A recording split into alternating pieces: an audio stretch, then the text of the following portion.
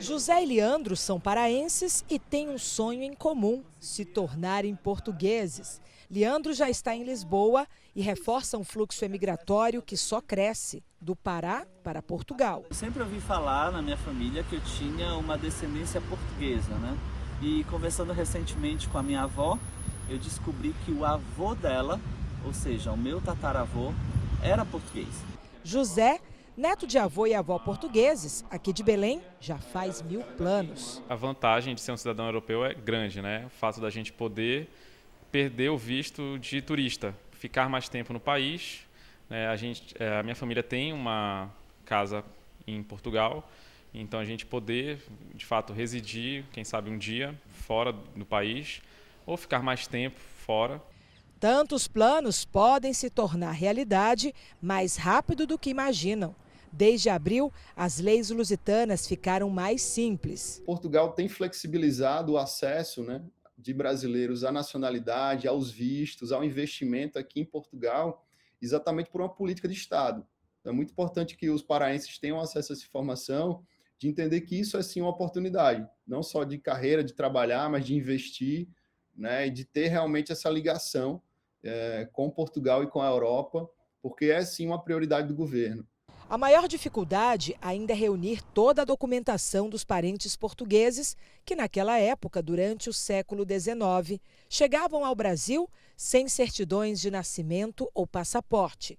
Em muitos casos, as pistas podem ser apenas registros portuários, mas pesquisadores em Lisboa, de um escritório especializado em cidadania, montaram um banco de dados com milhares de informações para organizar a chamada árvore genealógica. Os portugueses, quando emigravam, eles deixavam registros na administração pública portuguesa da sua saída de Portugal, da Europa, com destino ao Brasil. Da mesma forma, quando eles entravam no Brasil, produziam registros nos portos e nas alfândegas. A nossa principal técnica, o nosso principal know-how é cruzar essas informações da administração pública brasileira e portuguesa para conseguir rastrear esse movimento imigratório.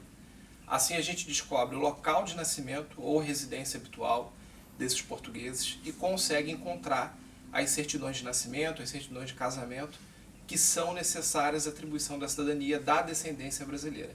E nunca antes tanto brasileiro quis se tornar português. Os pedidos de cidadania saltaram de 44 mil em 2019 para 58 mil em 2020. Paraenses engrossam o caldo, não por mero acaso. A história confirma essa forte herança.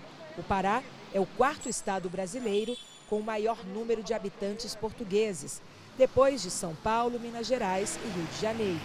23 municípios paraenses também têm nomes iguais ao do país colonizador, como Belém, Alter do Chão, Aveiro, Faro, Santarém, Bragança. Essa parte da Europa também está aqui na arquitetura. Nos nossos casarões seculares, encontramos uma Belém antiga, sofisticada, imponente. E de cada um deles, enxergamos, até hoje, uma cidade que conta a própria história. Construída também por quem veio de longe. Ficou, criou raízes e até um modo de viver especial para lembrar o que ficou para trás do outro lado do mar. Ao redor da cidade mais elitizada, também tínhamos as rocinhas que alguns portugueses trabalhavam. E o que é interessante também dizermos é que todo esse processo vai estar interligado a clubes. Nós temos um dos mais famosos, que é o Grêmio Literário Português, fundado em 1867, lá no século XIX, muito mais ligado à questão de saraus literários e tudo mais. Mas nós temos um que é bem conhecido, Turma Luso Brasileira, fundado na virada de 1902 para 1903.